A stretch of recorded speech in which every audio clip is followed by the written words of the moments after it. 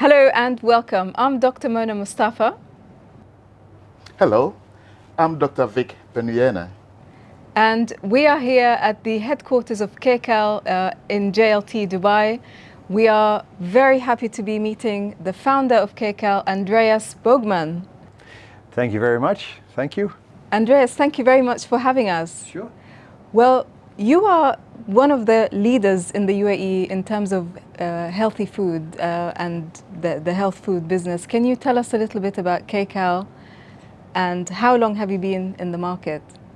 So Kcal was started 13 years ago as a passionate project, kind of my lifestyle turned business, from the need of the ability to choose healthy options. At the time there was hardly any. I think the only one was kind of like Nando's, but there was a quality issue at the time. They fixed that by now. But so the idea came about as a project, a hobby project, and since then it's grown into several different divisions. Fuel Up, Spring, Moments. There's quite a few. There's 7 different verticals of it. And every part of the way it's been kind of like to cover a market segment that we didn't cover before, and listening to our customers. So yeah, it's all about how we can help people achieve your health goal some way or the other. Great. So tell us a little bit about the divisions you mentioned. We'll start with this one I see here. This is Moments. Tell us a bit about Moments. So Moments hasn't launched yet, but by the time this video is out, it probably will be. So let's say it has launched. Okay. So Moments is targeting a segment which are families and especially school kids. Right. Which is a market we've been wanting to do for a very long time. I think actually since the first presentation I made about school kids was back in 2012 or 2012 I think, down for school in Jumeirah. But since then we haven't really been able to nail down the model for kids. So the way we've done it now is that we basically target the whole family. And the ethos of this, or let's say the nutrition ethos of this, is it's good, well-balanced, nutritious meals. That means it's not as cut to the bone as Fuel Up, or it doesn't really have a restriction of calories as such. It's more about good sources of vegetables and protein, and the calorie range is obviously we calculate everything. Calorie ranges, it's from 500 to 750 calories per meal. Obviously the kids are a little less.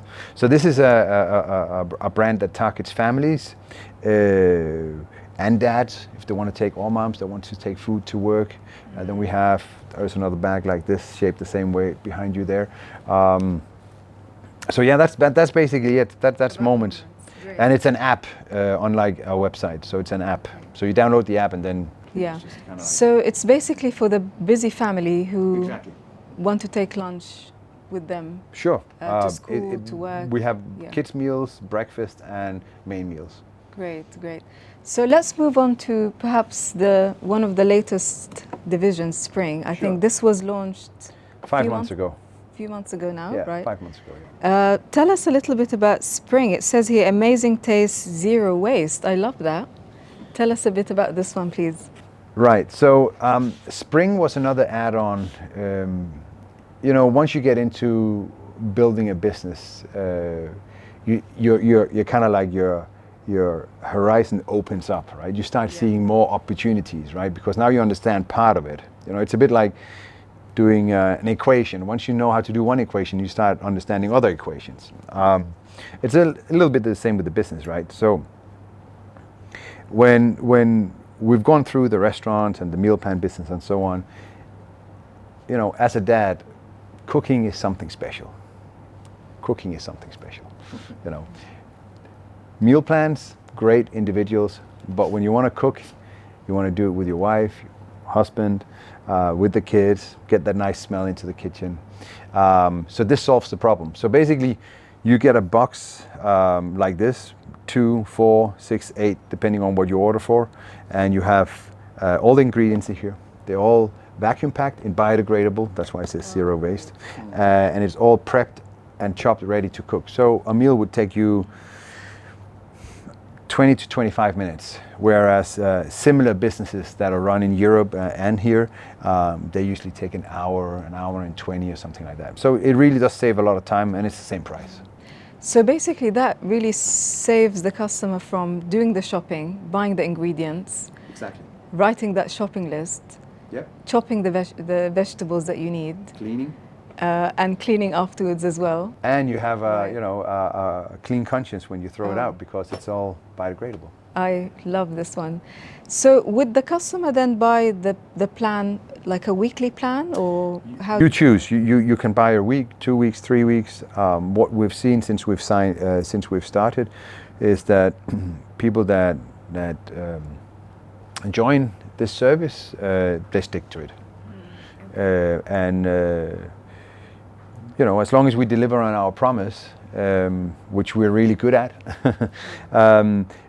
why not? I mean, you save so much time, you know. I mean, 20 minutes for a home-cooked meal. How much more do you want, right? And it, you know, I mean, we use it at home, obviously. I get it for free. So no more excuses. No more excuses. For not Exactly. cooking with the family. Yeah, and you know, Yeah. it's the same sort of ethos as Kcal and the others. Fully nutrition facts on it. We have low carb options. We have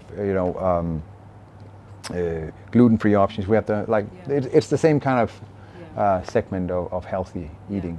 I notice here, because gluten-free is I mean, it's not easy to find in the UAE everywhere. I mean, you have some places, but you have Sure. to look for them. Sure. So here we have calorie smart, dairy-free and gluten-free. Yes. Show off your cooking and tag us. Great. I Yeah, love this exactly. one. Exactly. So moving on now to I think this is the original Kcal, right? This is the... That was the original restaurant down here in JLT, which is still there and one of our very well-performing restaurants. And they serve all the meals, breakfast, lunch, Yeah, the dinner? menu is actually right over there. So basically, we have 60 plus items, and we have breakfast, we have main meals, bowls, a couple of soups. It's a good, and that is we actually have the highest retention on Deliveroo, over 85%, which I'm very proud of, because you know that shows that once you become part of the Kcal world, you know you like it. And I eat it myself all the time, so that would best stamp of approval. Andreas, now I just want to move to the name, because although you have all these divisions, you still maintained the Kcal name. Sure. Where did it come from? Where did the Kcal name come from? Well, you know, when you start looking at how to make a company famous, right? You don't want it to be too long. It has to be catchy. It has to be something. And a 4-letter word 14, 15 years ago was kind of like, that was it, right? Yeah. When you Googled it. So obviously K is 1,000, calories is calories. It's a unit of measurement of energy, right? Yeah. So, or kilojoules. It comes, believe it or not, from a Coke can. Because when you look at it, it says Kcal. And it's just like, is anyone called Kcal? Online Kcal. Well, the funny thing is, there's a company in LA called Kcal FM, which is a TV station. But that's the only thing that was there, and they're not here. So, you know, Kcal, and at the start it was called Kcal Healthy Fast Food. But as we grew up, we thought fast food, you know, first of all, when we first started healthy fast food, because, you know, 13 years ago, healthy eating was kind of like boring salads, no dressing, you know, piece of broccoli, dry chicken, and that's what we changed. So that's why we call it Kcal healthy fast food, because then it's kind of like, okay, it is kind of like fast food, so I can trust it, kind of like, because people trust kind of what they know. But we removed it after and just called it Kcal, because now Kcal is kind of like known for the trust and being the forefront on healthy eating. Great. I was wondering, no human being will resist sweet stuff. Taste is a very big part of our existence. Taste. So, yeah. Taste. So did you face any resistance at the beginning with the big players in the market who provide the sweet taste to customers? Resistance? No, I don't actually think when we first started out. I don't think there were people. Obviously, know they have to eat healthy, to maintain their weight or whatever. But or just look good, your skin and so forth, your eyesight and so on. Especially when you get older, like me, there's a lot of things you need to take care of, right? And when you're younger, you can make all the mistakes, and but resistance, no. But I think it was a big wake-up call when we started growing. For other companies, the latest one to join this kind of initiative of eating healthy and so on is Disney. So Disney cut ties with all franchises that they worked with, McDonald's, Ferrero, say, etc., etc., etc. And they've actually established their own nutrition guideline for how they want to be perceived in the media, which is very similar to Kcal's. So that's very interesting, right? Yeah. Bob Eagle said, look, we're the biggest entertainment company in the world. People trust us. Let's create that trust with life as well. Yeah. So no, but I definitely think we helped give a wake-up call, and I think a lot of people now know that healthy eating doesn't need to be boring. It can have taste, and as long as you limit your sugar amounts, then and limit your overeating. I think the main thing in a lot of people's lives is, one, they overeat too much sugar, so they get insulin resistant and start having type 2 diabetes. So what are the main ingredients? Is it plant-based? Is it animal products? Is it fish? Or is it we have exactly. Everything. So we use a lot of beef. We use a lot of chicken. Our main consumption of protein is chicken. We use a lot of salmon. We have several different kinds of fish, shrimp. But in terms of full capacity volumes, vegetables are the number one. More than 35 tons a month of vegetables on our brand. I believe for anyone that wants to start a healthy lifestyle, start, slow, don't jump into one of these crazy crash diets and so on. But in general, I usually tell people that if you have a plate, half of it should be green. That means anything green, like salad, broccoli, vegetables. Then you have a quarter protein, an eighth fat, and eighth carb, right? And should be dense carbs, like brown stuff, something that has more density than something that absorbs very quickly from the body. And if you start looking at that, it's quite simple to eat healthy, actually, because usually people, what they do is flip it around and say, that little circle up there is green, that little circle there is fat, and then you have a lot of carbs, and then you have a small. And the problem with carbs is that it goes straight to your bloodstream, and you'll end up having a problem at a later stage. And especially the older you get, the worse it gets. Yeah. Thanks for that, Mr. Borgmann. Andreas. Let's make it informal. We'll cut that out. You make me sound so old, and I'm even wearing my glasses now. Well, you're the one who's saying your age all the time. You're very young, Yeah, you know what? I think it's kind of like to shadow the one person to say, yeah, you do look old. Okay, fine, I said I was old. That's why I said it. You know what I mean? Yeah. But Vic, going back to your point about sweet tooth, a lot of your desserts are very delicious. Like for sure. example, the sweet potato brownie.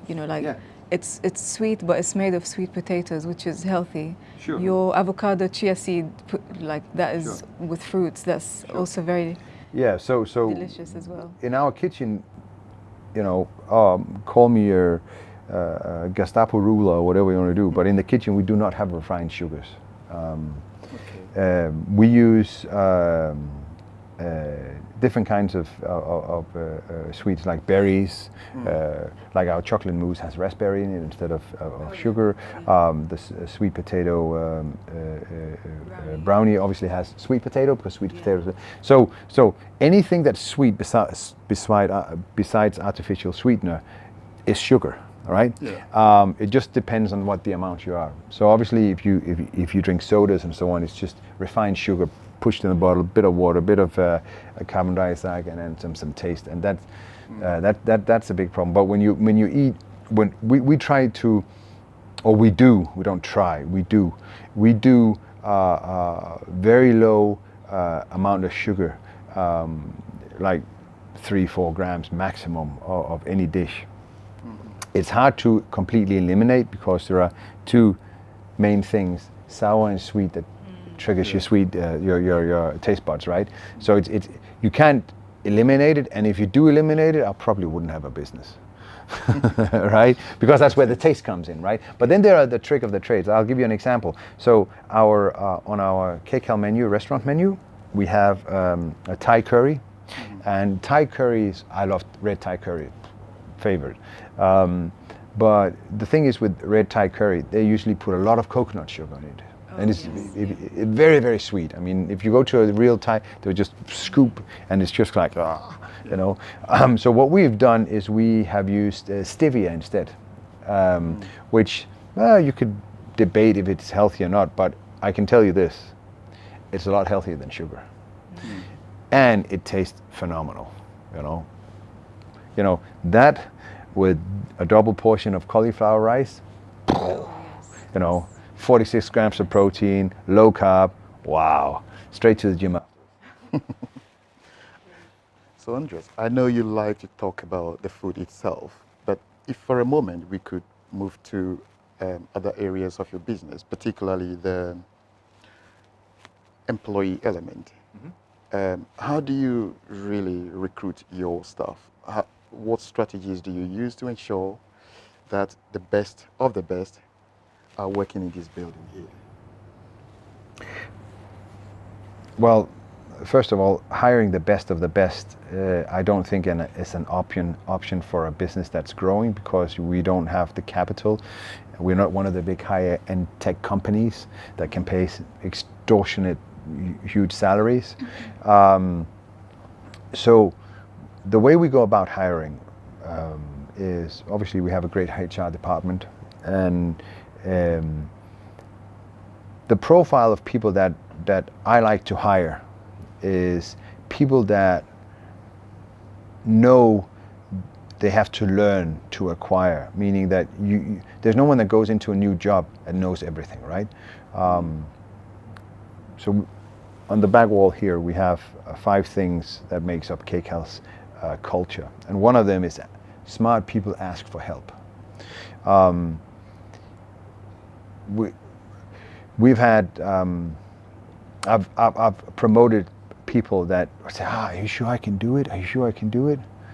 And one of them is running actually the biggest division, and he's 26 years old, and he's like, are you sure I can do it? I says, we'll find out, but of course you can. Why not?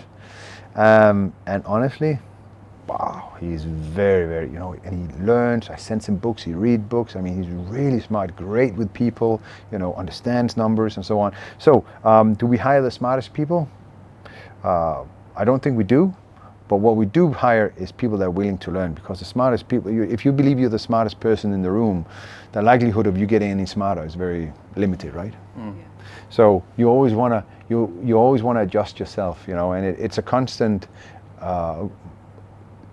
mindset of growth that leads to you outperforming yourself 2 days ago. So hiring people, for me, it's more about the culture fit and do they really want the job? If they really want the job, we just hired somebody now in marketing that actually doesn't have that much experience, but she sold me on, I'll learn. And nobody should tell me I'll learn, because that's what I do all the time, right? I mean, what do I know about making food or running a business or something? It's just, YouTube, Google, how do I do that? ChatGPT now, or Bard, or whatever, one of these AI things. What do I do? Okay, this is what you, great. Watch 20 movies about that, and then I get the knowledge, and then I'll, act on that. So, and I think it's quite inspiring to work in a business where everybody's willing to upgrade their mindset constantly, right? Yeah. Because that makes you part of something great, something cool, something beyond where you were. You know what I mean? If the guy or the lady next to you, they're like kind of, oh, did you hear about this? I'm like, wow. It kind of like becomes a little bit competitive, who can get the most knowledge on a good way, you know what I mean? So, seems to me attitude is a big part of the whole thing. So great attitude, come in and get trained to do the work. Sure. I mean, it's like, even if you're a great CEO that worked in businesses for 30 years, if you come into a new company, you're still getting trained, right? Mm-hmm. I think the best people are the ones that realizes that, the people that are in the business know the business. I need to learn from them, so, yeah. So Vic just talked about how to hire and how do you find people. Now, moving on, once you do get them the job offers, sure, how do you retain your top talent? Because obviously, sometimes they might want to try different places or get different experiences.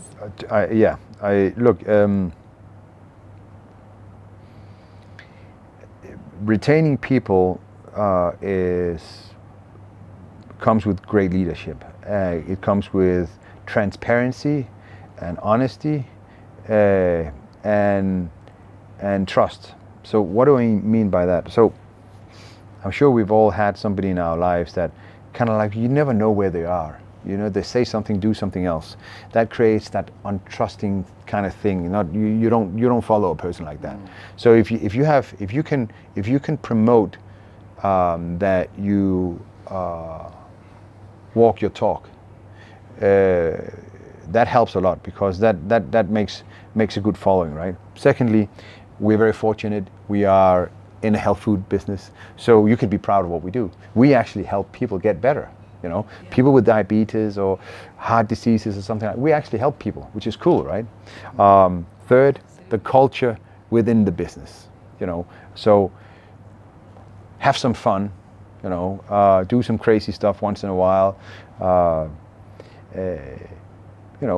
Have this nice ethics around how you address people. Whether you're,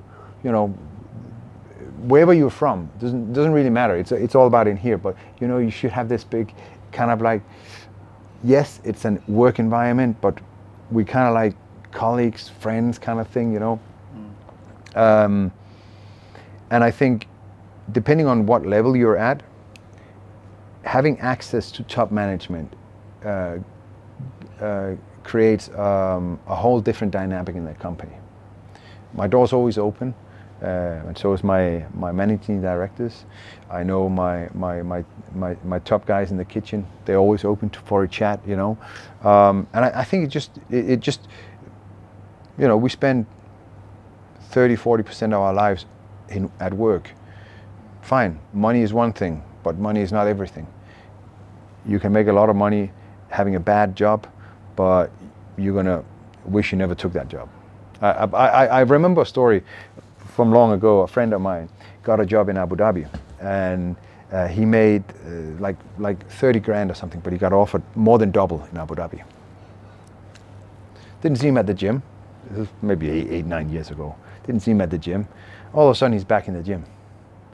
And he put on a lot of weight. He looked really old. I say, how's Abu Dhabi? Ain't good, man. I quit. I wish I'd never done that. Because that the trip back and forward, it killed his life. Yeah.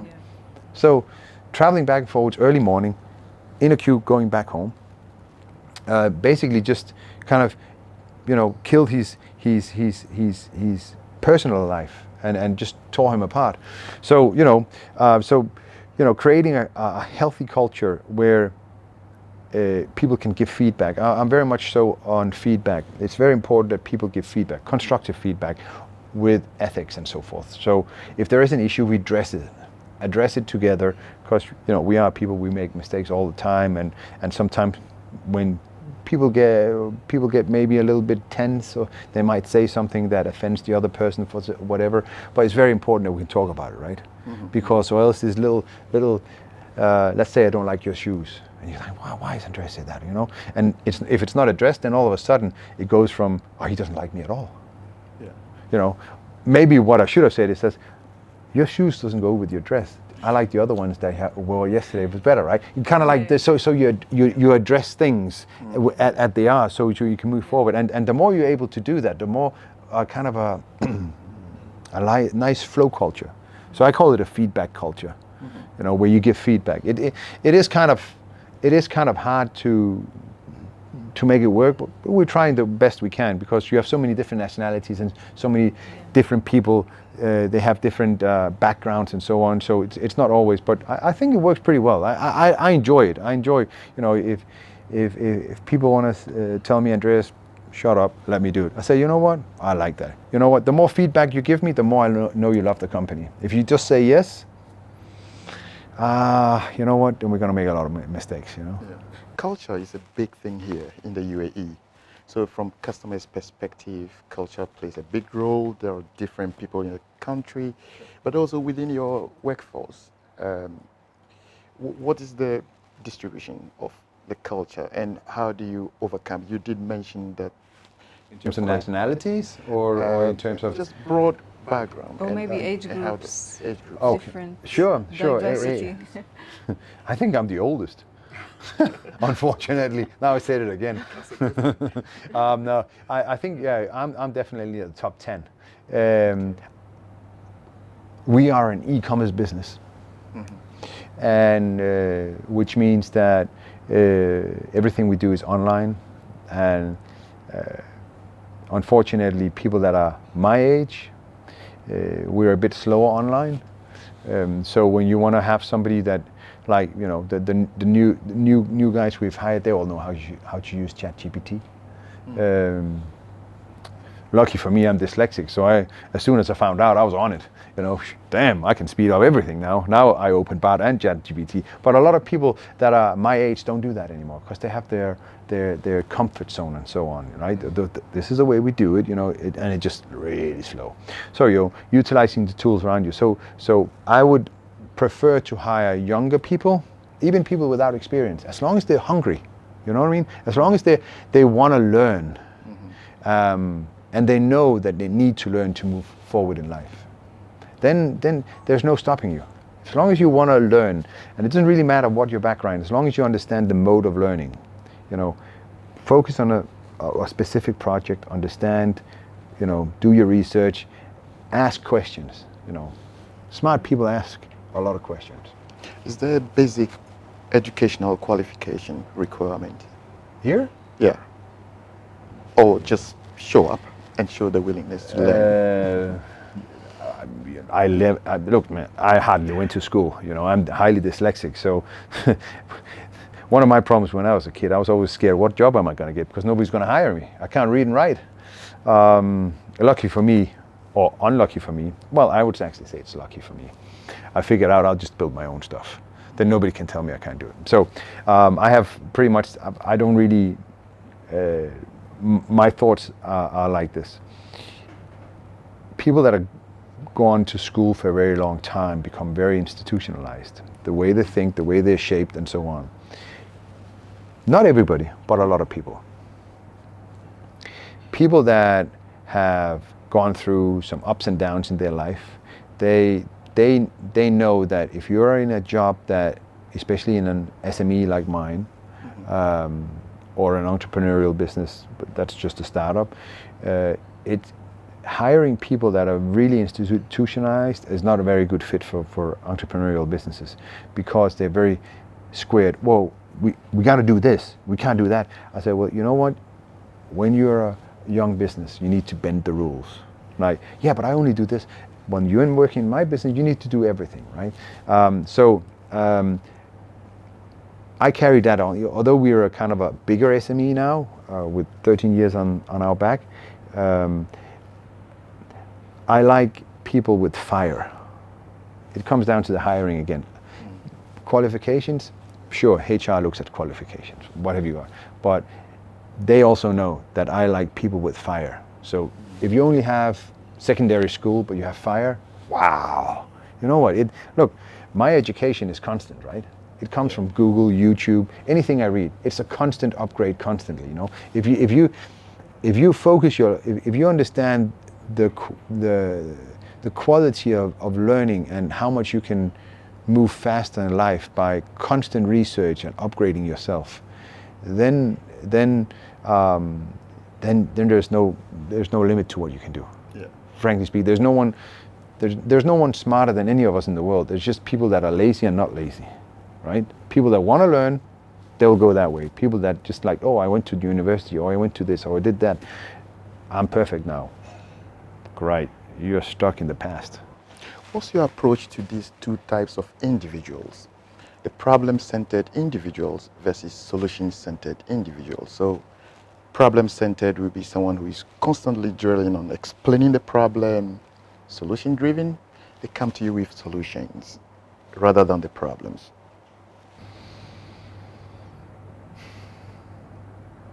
Okay, there's two sides to this, because there's the path where you learn, and there's the path where you solve. The path where you learn is any problems that are given.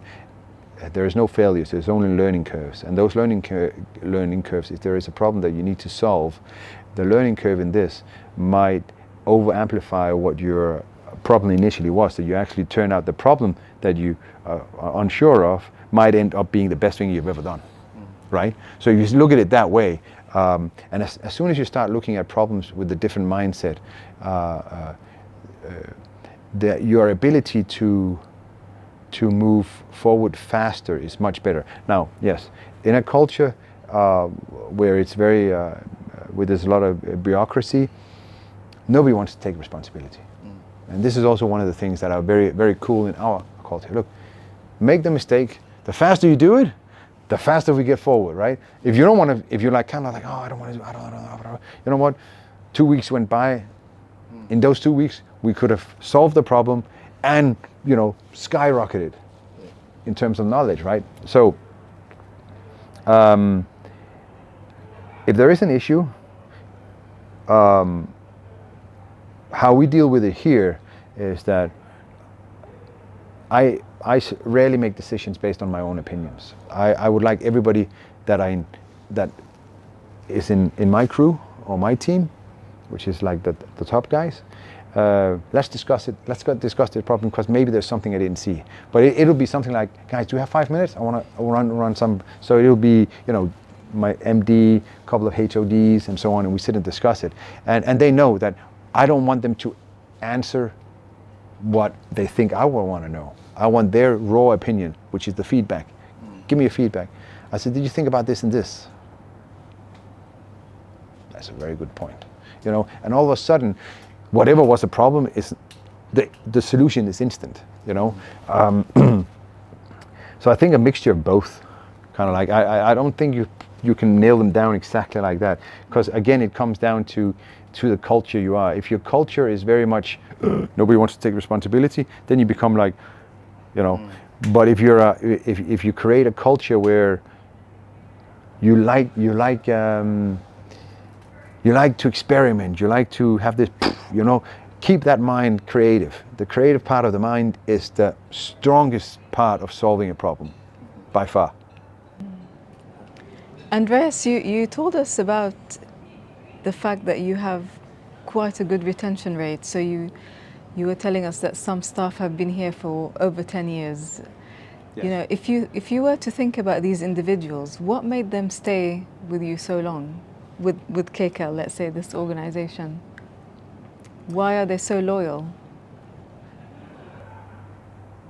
I think first of all, it's been a hell of a journey. Because we've had ups and downs and so on, and there's been time in the early days where we say, you know what, I have to, wait a week with paying your salaries and so on. But I truly believe the reason why we have so many here is because we treat people with respect, and there is no favoritizing. That's one of the things I think the worst you can do in a business. So like, I like you, but I don't like you, and I like, that just creates a very, very bad culture. And this is what has been promoted from the start. And I was very fortunate to meet these, at that time, young people, and we worked together in the kitchen and doing recipes and all that stuff. It was just kind of like a family kind of thing. And I think they know me better than I know myself. And of course, whenever the company grew, they grew. So I think it's a combination of culture and them constantly moving forward themselves. Yeah.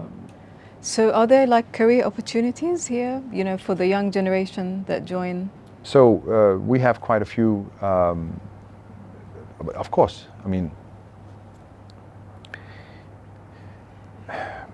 I explain it like this. You have a bicycle wheel and you have all the spokes. So every time you want to change a spoke, the wheel starts wobbling, right? That means you go slower. Yeah. It takes time to adjust the spoke, so it's tight, and you can start going faster again. So promotions and upgrading and a continuous curve of learning is very crucial for business, because one part is the knowledge that they've gained being in a business. That's one part of it. But I think the most important part of it is the communication within the staff. New people always kind of like, I know the answer, but I'm new, I don't want to say anything. And that person might have the best answer in the world that would change everything, right? But because they're new, they're like shy and so on, So I really promoting people in the business. So you'd have people that works in the hygiene department, cleaners and stuff. We've got guys now that started as a cleaner, and they make 6-7 times their salaries now, because they store management and so on. And these guys, man, that's cool. You know what? Good for you. You did well. You're a smart guy. You deserve it. And that inspires the whole culture, right? If you see people, I can be like that guy. I was speaking to one of my best guys yesterday, the guy who runs, and we were talking about similar things. He says, "What do you want to do in 5 years?" I say, "I want to be like you. That's why I'm here. I want to learn. I want to see. I want to smell. Those books you sent me, I will read them 100 times." I say, "That's the right spirit, man. I'm proud." And that makes me proud. When people get inspired, and people are willing to go that extra mile, and so, it's awesome. Honestly, that's better than making a profit. Being that cool. So it looks like there are opportunities for the young generation to learn, to move sure. up, to progress. Sure. 100%. What would be some of the other perks that they might get, apart from the delicious meals, of course? Free food. Imagine that. Love free food. So. Exactly. Yeah, I get a lot of it. And it's not just free. That's why the business was started. It's healthy food. Exactly. So some of the other perks, what do you mean? Like free cars, private jets, yachts and stuff? No, in terms of like you never maybe, know. do they have flexible working arrangements, for example? Or sure. any of Okay. that? That comes with, the only one that can approve that is me, because unfortunately we've had that in the past, and not everybody can respect freedom with the responsibility. I respect that. But keep in mind that we, as a company, we buy your time, and you're supposed to perform a task. This is how it works, right? A trade of time for money. And if you're really productive, yeah, you do really well. But if you're not, then obviously you don't have a job. But in the past, we've had problems with people working from home because they kind of like everything just slowed down. And it is a business. So, but we do have people working from home, but it has to be approved by me. And there has to be a reason for it. When we first started this specific office we're sitting in here, I had this idea that you could come to work from 7 till 10. You pick your time, but you just have to stay there 8 hours, right? And then you can work. It didn't work out well because people stopped coming to work. I'm like, wow, we give you this freedom and you can't handle it. That's why they have to scan in now. Unfortunately, I feel it's a little bit of a pity, but people understand why it is, you know? People understand why we have to do this. Do you find that's an issue with maybe the young generation, or is it everyone? Everybody. It's not really, look, it's everybody, you know, old, young, obviously it depends on what you mean old is, like me. Again, exactly. No, I think it's more dedication, and if you're engaged in your work, you like coming to work. You know, I come here at 6:45 every morning. I can see everybody that walks in, say hi to them and so on. I love that. People come at 8, they're supposed to be here at 9. People come at 7:30, they're supposed to be here at 9. I wonder why they do that. Maybe it's because somebody's here before them and feel, you know what, I can go in and I can leave earlier. Why not beat the traffic, right? I don't have a problem with that. So again, it's the more people, the more problems, right? It's like you might have a lot of smart people, but if one of those smart guys has a negative impact on the culture, that smart guy becomes a problem, even though the man or lady might be very good at their job. It just infects everybody. So if you're in a football team and you have 2 players that played really bad and make everybody lose, you might want to swap them, right? You obviously are a very nice man, you know, to manage this workforce here. It's all the performance. Yeah, and exactly. So I was gonna ask, with that approach to managing your staff, which is, in my definition, is quite informal. Do you have performance appraisal, and how often do you do this? Oh yeah, of course. Yes, I do. I do for my guys. Everybody has performance. We have a proper HR system. Yeah, of course. So I have around 15 people reporting directly to me. Actually, a little more, and I do that. But because I'm dyslexic, it takes me forever. So usually when I do performance appraisal, you give them a score count and so on. You obviously have the KPIs that you measure things by and so on. Yeah. But usually it's for me great, good, exceptional. I don't write long sentences because you know it kind of like takes forever. So what I've done now is I get when we do a performance appraisals for the people that reports to me and I work directly with. I send voice notes to HR and they note it down, so they get more substance to it. Because now people laugh at it because everybody knows I'm dyslexic, right? Because you know they have to. What does the manager write? That's me, and then they have to give their comments, right? And they're all long, you know, detailed. This is good. I would like to see more of this, that. And mine is just great. So yeah. Informal, yes, but everything is formal, of course. It follows a certain structure and so on.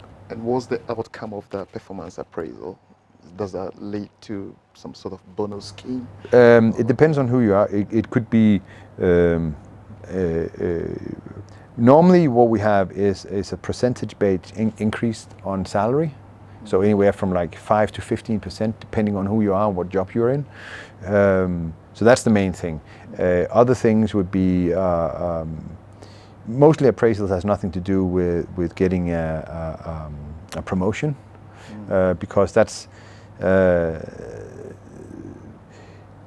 of course when you do get a promotion there's an appraisal as well. But typically it's it's a salary increase. Yes. And I do my own too. Andreas, everybody is inspired by you and your business. You're an entrepreneur. You're very successful. But let's talk a little bit about your work-life balance. Is that something that you think entrepreneurs struggle with, to disconnect from the business, to have that away time? How do you manage it? So I'm a bit on the extreme side. I can only speak for myself. And whenever I'm awake, I'm at work. I always think work. It can be a little much at times, but I'd rather know than not know. I want to know that the people in my business, I'm available 24/7, as long as I don't sleep.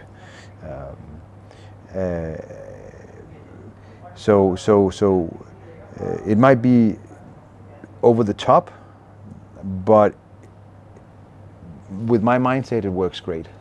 I've always been quite a very fast-moving person in terms of doing things, doing this constantly. That's why this job is perfect for me, because I'm involved in so many different aspects of the business. If I had to sit and do one thing, I'd probably, slowly fade in and look even older than I do. Work-life balance. Like today, I'm going to take my boy to my Oliver, as you saw, the top guy there. I'm going to take him to parkour. What's it called that when they jump? Parkour? What's it? Oh, the parkour. Yeah, parkour, exactly. So I'm going to take him, go home and pick him up and take him there. My family is everything to me. Whenever I have time, I spend with my family. For me, family is the number one thing. Love my kids, love my wife. I think it's very hard to be a good, sane entrepreneur making rational decisions if you don't have a good home life. And especially having either a wife or a long-time girlfriend is very crucial. If you don't have that, there's too many things that you have to think about. Finding a wife, exact distractions, and so on. So I think that great entrepreneurs that do really well, they have a good, strong, balanced life at home, because they need all the capacity to make good, wise decisions and deal with people. People are very intense, and when you have a lot of them employed, the intensity increases, right? So my balance, work-life balance, I think it's good. My wife would probably say, Can be better. Yeah, but look, I come here at like 6:45, leave here 4:30, go home, have a couple hours with the kids, go to the gym. But while I'm in the gym, I do emails and phone calls, depending on where they are in the world. And yeah, whenever something needs to get done, I'll do it.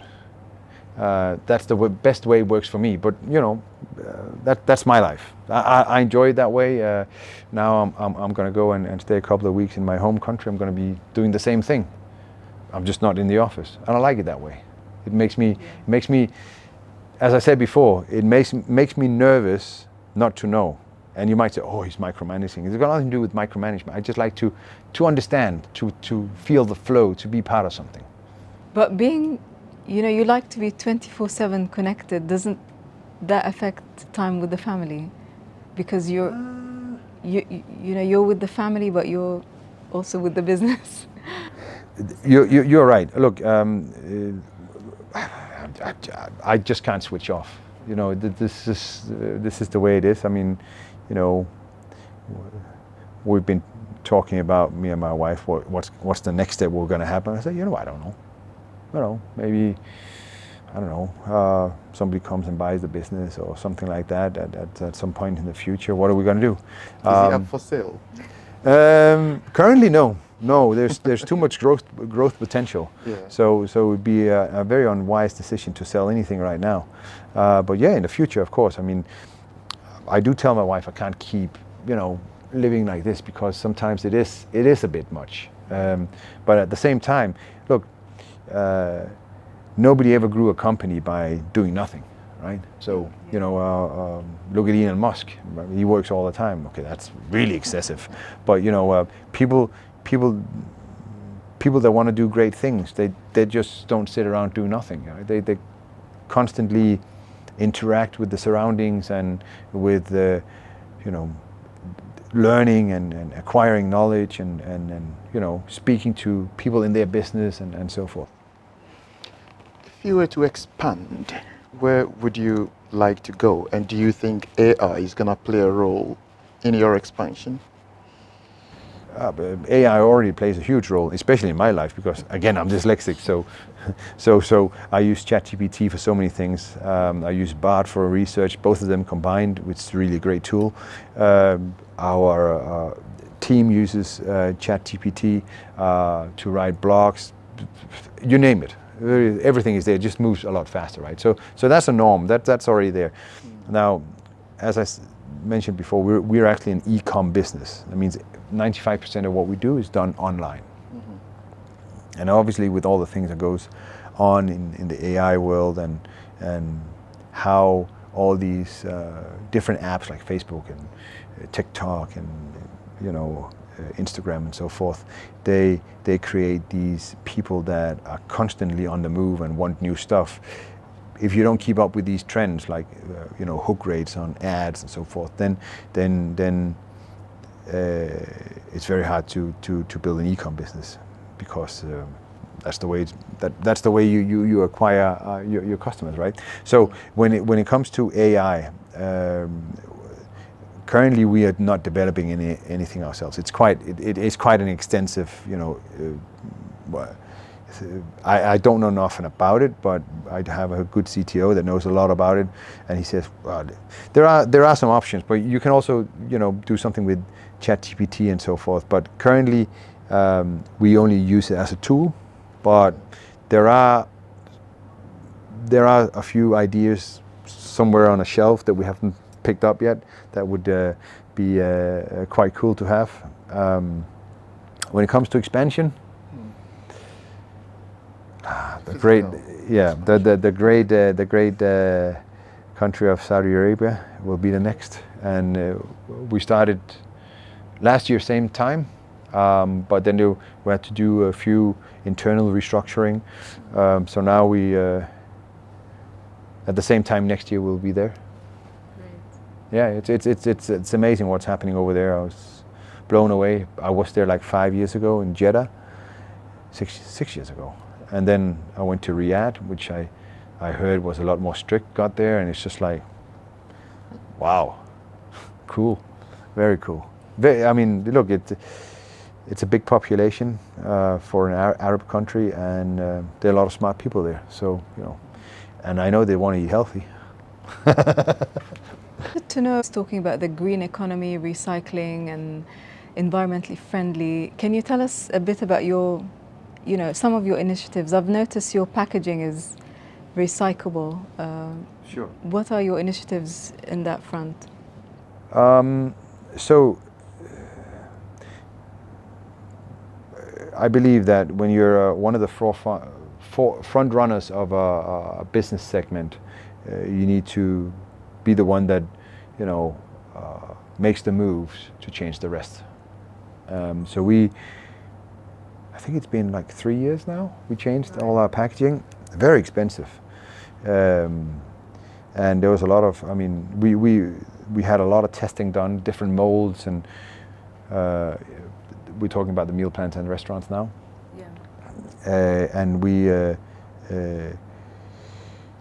had a lot of issues with this. Because to find the right compound that will hold food for 24 hours without seeping through, it's kind of hard.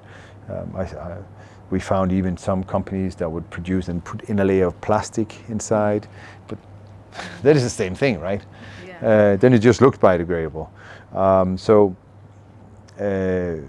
we worked with a company from Europe that, I mean, I don't know, man, I had a whole garage full of stuff. I was just testing it, pouring water in it, microwave it, this and that, you know, try to figure out what it was. But finally we got to a stage where we say, okay, this is good. There are certain things that we can't do, but we changed. It cost us a fortune, but again, it helped because now, you know, everybody else has to do it. You know, there's nothing worse than having a client say, is it biodegradable? Well, it looks like plastic, so it's not. Oh, why didn't you change? You know, so you know, once you kind of like put the question there, are you biodegradable? Then, you know, people will have to change. So that's how it started. Spring is, that's actually, so we vacuum pack and chop and clean all the vegetables and then vacuum pack them, and they're vacuum packed in biodegradable vacuum bags. Right. That was quite a challenge because I think there's only 2 companies that does this, so that's also very expensive. But again, you know, first mover, you gotta be proud of it, right? Yeah. So yeah, we're going down that line. As I told you earlier, we do use some polystyrene foam boxes for fuel up when they use single orders, but we pick them up and we recycle them to a company Alcus, and they use it for insulation for concrete, which is, I find, pretty cool. You know, so they reuse it instead of just throwing. Exactly. Yeah. I've noticed also your cutlery is recyclable. It's not plastic. Oh yeah, plastic yeah, stuff. yeah, exactly. That's So, great. oh, definitely. I mean, it kind of weird that part of it is and the other part is not. So it's kind of like a 360 approach to it. You know, you need to make sure that everything is biodegradable, I believe. And then, you know, when you're one of the leaders or the leader, then people will follow. Yeah. And it's great for the environment in the long run. Andreas, you keep reminding us about your age. Yeah, this is a joke. I want to ask you, what would you tell your younger self if you were to meet your younger self, say 20 years ago? What advice would you give Andreas at 25, let's say? I would probably say that, Andreas, you're very gifted. You're as gifted as everybody else. You just got to realize it and believe it. The way to realize it is that the more you learn, the smarter you get, and the more you understand of your surroundings. So understanding your surroundings is the key to prosperity. So what would I have done different? I would have started listening to audiobooks 10 years before I did. Oh, Vic does that all the time. Yes, I have it in my car. Yeah, I I have listen to several it, apps every exactly. time. Yeah, this is my source of, and it's not only just about listening to about one thing. It's about multiple things. You know, it could be quantum physics. It could be anything I listen to. You know, just constant, because you know the more knowledge you acquire, it's kind of like you have all these dots around, right? The more knowledge you acquire, the more you can put, you know, lines like through the dots. You know, so if you only know 2, you're kind of those 2 dots you can. But if you start knowing here, then all of a sudden. So the more you learn, the more you understand, the faster you also get to learn, you know? So it's kind of like your baseline keeps moving up. Yeah. So understand your environment, be proud of yourself and your abilities. And not be, well, proud maybe, but more knowing the fact that you can become anything you want. There's no one smarter than you or better than you. There is just, you know, the level of dedication, that's the difference, you know. I truly believe that. I mean, sure, some people are gifted more than others, but there's a reason why there's a lot of entrepreneurs that are dyslexic and ADHD and all that stuff, because they had to go through hell. So all of a sudden, when they get out in real life, they say, "Man, this is easy." You know what I went through in school? That was hell. This is easy. Poof, and everybody else is like, "Oh, I used to be the prettiest. Oh, I used to be the smartest." Come out in real life and say, "You're just another number now." You know. So how do your old friends see you now? Are they amazed? They must be by your achievements. Yeah, maybe. I don't know. I don't really take a note to that. I'm very. I would say I'm very grounded. I think success can both be a positive and a negative. The negative part of it is that you get greedy in the same that kick that you get from people telling you the greatest and best and blah blah blah articles and whatever that you see you know in the media and so on. That's the negative part of it, because your ego can grow if you're not careful. Two, you start thinking that the success is you, but success is not a constant. You have ups and downs. So if you start anchoring to your success and believing that's you, that it'll never go like that. You know, like a football player. Sometimes they're good, sometimes they're bad, right? Same thing here. Sometimes, you know, for some reason it doesn't work out, and then it's a failure. Oh, I'm not that person anymore. So I think success has two sides. Obviously, it's nice to feel appreciated. I think it's nice to make my parents proud, because I had a rough childhood. But everybody else, for me, don't really matter. I think the ultimate thing for any person is to be free of other people's opinion to judge you. That means you don't need other people's opinion to feel great. You have your own opinion of yourself, as long as you have your ethics right and you're a good person. Yeah. Andreas, we would like to carry on forever, because it's so Yes. I talk a lot. I nice told you. Absolutely. to listen to your story. But at some point we've got to wrap up. So Sure. just a couple of questions more. And Sure. if you don't mind, would you No like to take us round at some point, so that we can see, you know, what is on offer here in What's Kcal this at buzzing some point? culture about, you know? Yeah. All right, sure. Well, you want to So, bring the camera guy with you? Well, Yeah. we've Uh-huh. got a couple of That's okay. questions first. Yeah, Okay. sure. Okay. So on my part, you've talked about a lot of things. So from human resource management point of view, you've Sure. covered almost everything. But just one burning question I keep thinking about. How does the environment here support your business in terms of the government regulations? I know now they've changed the immigration policies. There's now green visa, golden visa.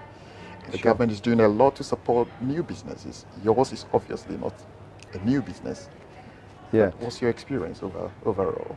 I think that the best support the government has given Kcal and everybody else is obviously, first of all, the leadership, but also the Crown Prince, how much an enthusiast he is in terms of sports and healthy eating and so on, because obviously that promotes it, right? You promote something that's great for your staff or your country, right? Yeah. So I think that's the best in terms of pure business. Our business is like any other business, you know. But from when we started till now, obviously things are a lot easier. Everything is online and so forth and so on. Obviously, we have from the 1st of this month we have corporate tax of 9%, which is I think it's a fair thing. I think a lot of new initiatives are going to happen and do great. You see the country upgrading constantly on everything. You know, anyone who's not lived here, you know, you can't measure this place in terms of prosperity on what they want to bring to the people here. So, for my business per se, it's like any other business. Great, great.